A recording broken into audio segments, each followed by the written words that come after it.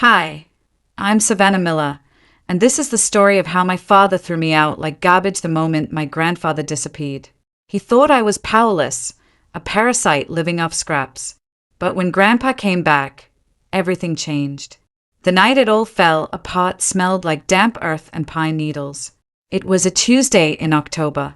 My grandfather had a routine. Every evening, he'd walk the fence line of his small Pennsylvania farm, checking for breaks, talking to the trees he'd planted as a boy. But on that Tuesday, he didn't come back for dinner. His coat was still on the hook. His worn leather boots were gone. The half-finished cup of coffee was cold on the kitchen table. He was just gone. The panic was a cold stone in my stomach. We called the police. Neighbors formed search parties with flashlights, the beams cutting through the dark woods. I stood on the porch, hugging myself against the chill, my eyes straining to see something, anything. My father, Victor, arrived an hour later. He didn't hug me. He didn't ask if I was okay. He walked straight past me, his eyes scanning the property, not with worry, but with a look of assessment, like a man sizing up a new purchase. That should have been my first warning. Before we dive in, make sure to like this video, subscribe to the channel, and drop a comment below telling me, where in the world are you watching from? I love seeing how far the story travels. The search lasted for days, then weeks. Hope started to curdle into a dull, constant ache. And in that vacuum of grief, my father moved in. He didn't search, he seized. He's too old to know what he was doing, Victor announced to anyone who would listen. His mind was going. I have to take control, to protect his legacy. I was only 23, and my world had already cracked open twice. First, when my mom passed away years ago, leaving Grandpa to raise me.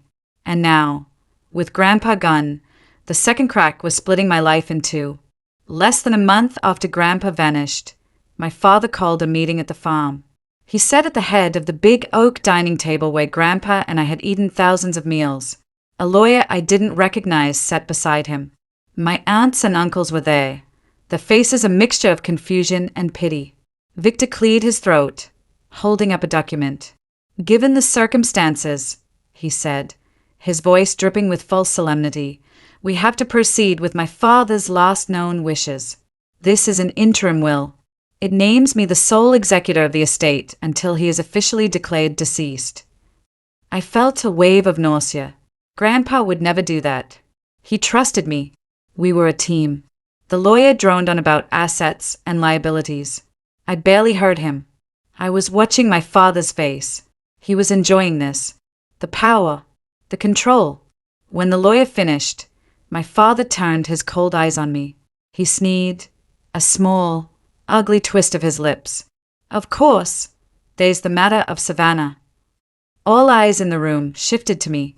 I felt small, pinned by their stays. He would never leave anything to someone so useless, Victor said, his voice loud and clear in the quiet room. He looked right at me, and with a voice full of venom, he delivered the word that would define the next 5 years of my life. A parasite. The air left my lungs. The word hung in the air, ugly and sharp. No one defended me. My family just watched, their silence a weapon of its own.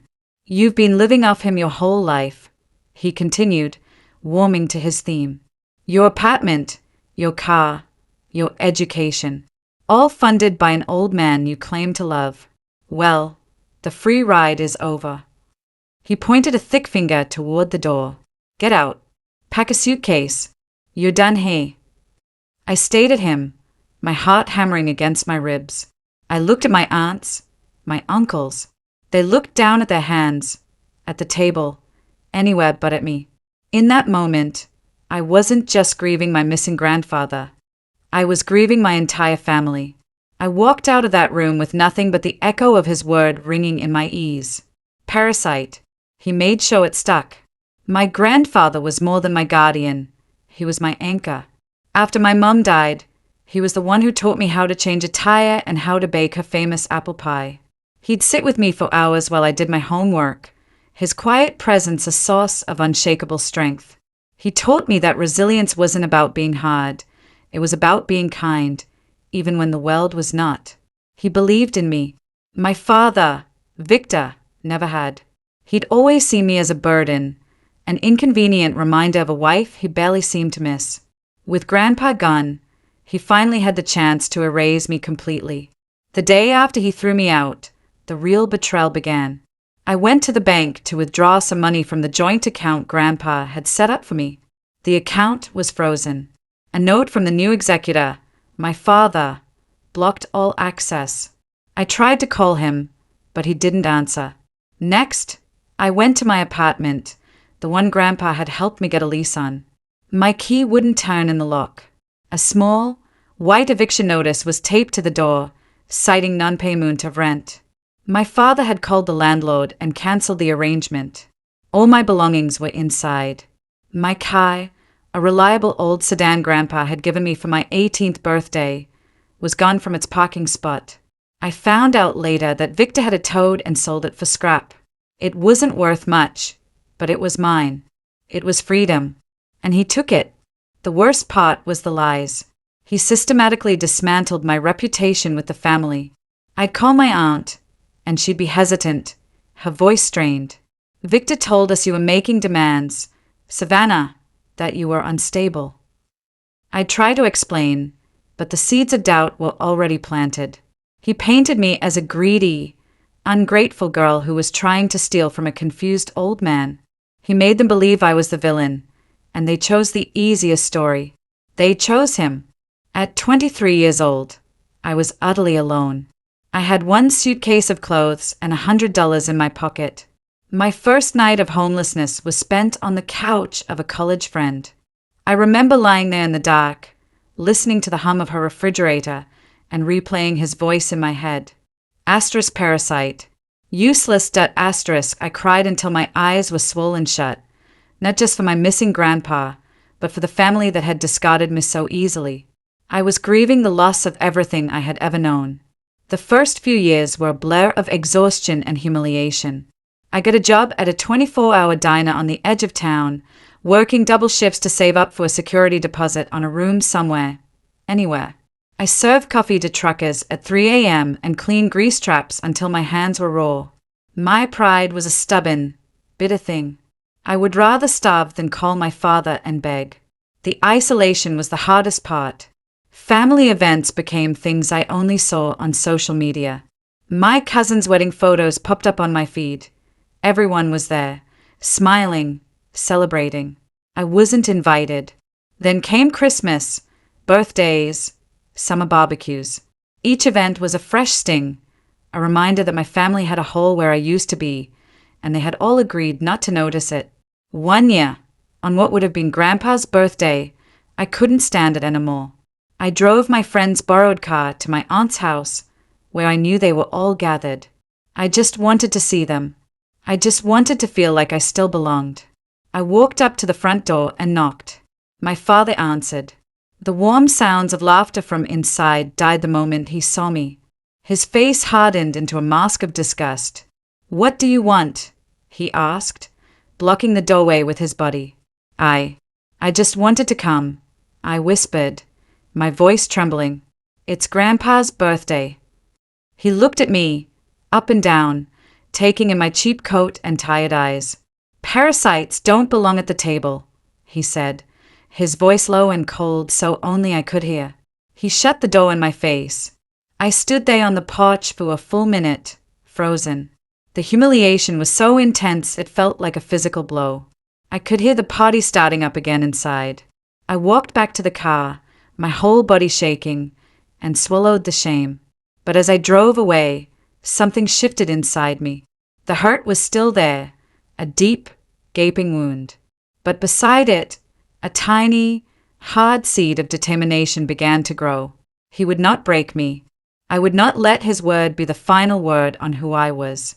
Quietly, without anyone watching, I started to build my own life from the rubble. The next 5 years were silent. Not peaceful, but silent. The ache of my grandfather's absence never truly went away. It was a low hum beneath the surface of my new life. But I learned to live with it. I worked. I saved every penny from the diner. I moved from my friend's couch to a tiny room I rented in a boarding house. The wallpaper was peeling and the floorboards creaked, but it was mine. I found a flyer at the local library for a scholarship program for students pursuing careers in public service. I thought of my grandpa, of his kindness and his sense of duty. On a whim, I applied. I wrote my essay about him, about the lessons he taught me, about resilience. To my shock, I won a partial scholarship to the state university. So I went back to school. I studied social work. I spent my days in class and my nights waiting tables. It was a grueling schedule. There were times I was so tired I'd fall asleep on the bus, my textbook open on my lap. But every time I thought about giving up, I'd pull the worn photograph from my wallet. It was a picture of Grandpa and me at the county fair, both of us grinning, a giant stuffed bear sitting between us. His smile gave me strength. I graduated with honors. I got a job at a nonprofit organization, helping families in crisis. I rented a small, clean house with a little patch of grass out back. I was proud of it. I was proud of myself. I was no longer that broken girl on her friend's couch. I was a survivor, but the bitterness lingered. I still didn't know what had happened to him. Was he alive? Had he suffered? The not knowing was a special kind of torture. Meanwhile, news of my father would trickle back to me through town gossip. Victor was living like a king on the farm. He'd sold off acres of the backwoods to developers. He bought a new truck, took lavish vacations. He'd walk around town, boasting about his inheritance and how he was finally making the farm profitable. He was living a lie built on my grandpa's disappearance, and everyone believed it. 5 years. 5 years of silence. 5 years of building a life he had tried to destroy. I thought that was how the story would end. I was wrong. It was a crisp autumn evening, almost exactly 5 years to the day he disappeared. I was sitting at my small kitchen table, paying bills, when my phone buzzed. It was an unknown number from a restricted line. I almost ignored it, but something made me answer. Hello. There was a moment of static, then a voice. A weak, raspy voice, but one I would know anywhere. Savannah? It's me, Grandpa. The world stopped. My breath caught in my throat. I couldn't speak. It couldn't be. It was impossible. Grandpa. I finally choked out, tears instantly flooding my eyes. Is it really you? It's me, kiddo, he said, his voice thick with emotion. I'm okay. He was alive. The words echoed in my head, a miracle I'd stopped daring to hope for. He explained everything in a rush. That night 5 years ago, he'd had a stroke while walking the fence line. A neighbor found him and called an ambulance. At the hospital, my father had shown up. Victor told the doctors that Grandpa had no other family, that he was his sole guardian. He'd had Grandpa transferred to a remote, long-term care facility for veterans hundreds of miles away, a place with strict rules and limited contact with the outside world. He told them Grandpa was confused, that he suffered from dementia. My father had kept him hidden. He forged signatures, filed fraudulent papers, and used a fabricated power of attorney to seize control of everything. He had told Grandpa that I wanted nothing to do with him, that I'd moved away and never looked back. He had isolated us from each other, feeding us both a steady diet of lies. He told me you hated me, Grandpa whispered, his voice cracking, but I never believed him. Not for a second. A nurse at the facility had finally become suspicious and helped him contact a patient advocate. It had taken months, but they had finally untangled the web of deceit. Can you meet me, Savannah? He asked. They are bringing me home. Meet me at the farm. Tears streamed down my face as I got into my car. The drive was a blur. When I pulled up the long gravel driveway, I saw him. He was standing on the porch, leaning on a cane. He was thinner, grayer, and his face was etched with lines of hardship. But it was him. I ran from the car and threw my arms around him. I held onto him, my anchor, my home, sobbing into his shoulder. After 5 long, silent years, my grandpa was back. In the quiet of the farmhouse kitchen, Grandpa laid everything out on the table. He had never signed an interim will. He had never named Victor his executor. His original will, drafted years ago, was still in a safe deposit box at the local bank. "And you know what it says, don't you, Savannah?" he said, his tired eyes looking into mine. I nodded slowly. I knew. We had talked about it once, years ago. He was leaving the farm, everything, to me. He wanted me to be its caretaker, to preserve the land he loved. Victor's entire empire was built on fraud. He had manipulated the courts, forged my grandfather's signature, and lied to everyone. The anger that rose in me was cold and clear. It wasn't a hot, blinding rage. It was a focused, powerful certainty. "We need to call a lawyer," I said, my voice steady. Grandpa nodded. "I already did." We met with the attorney the next day. She was a sharp, no-nonsense woman who listened to our story with a grim expression. She confirmed our worst fears and our greatest hopes. The evidence was overwhelming. The forged documents, the illegal transfer of assets, the medical records. It was all there. We had him. "We can go to the police right now," the attorney said. "Press charges immediately." I looked at Grandpa. He looked at me. I thought about the years of humiliation, the name he had branded me with, the door slammed in my face. A public arrest felt too easy, too quick. It wasn't enough. "No," I said slowly. "Not yet. I want poetic justice. I don't want my revenge to be born from anger. I want it to be delivered by the truth." Grandpa smiled, a real, genuine smile for the first time since his return. "That's my girl," he said. So, we prepared. We gathered the documents. We waited. We let Victor believe he was safe. We let him plan his own downfall. The invitation arrived a week later. It was a fancy, cream-colored card. Victor was hosting a grand family dinner at the farm to celebrate, finalizing the estate. He was boasting to the whole town that ownership of the Miller farm was now, officially and irrevocably, his. It was the perfect stage. The night of the dinner, I drove Grandpa to the farm and we parked down the road, out of sight.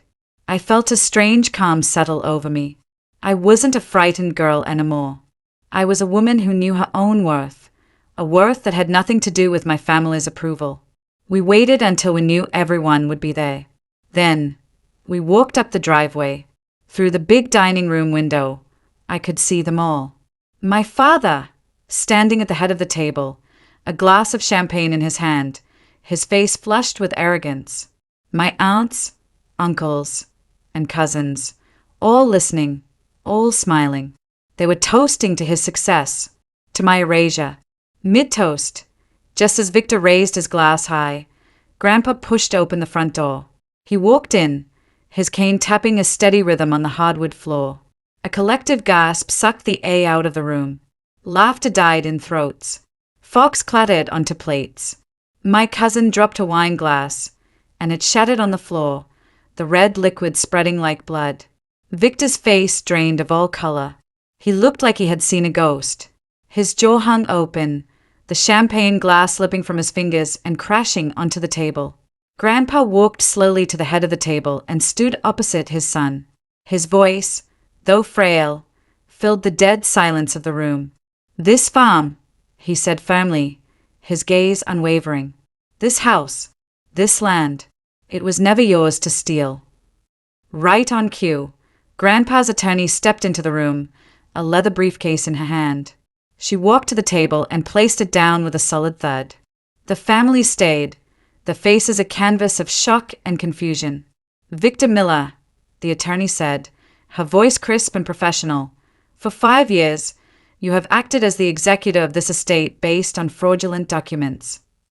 She opened the briefcase and pulled out a thick file. She laid a document on the table. "This is the forged power of attorney you submitted to the Veterans Facility."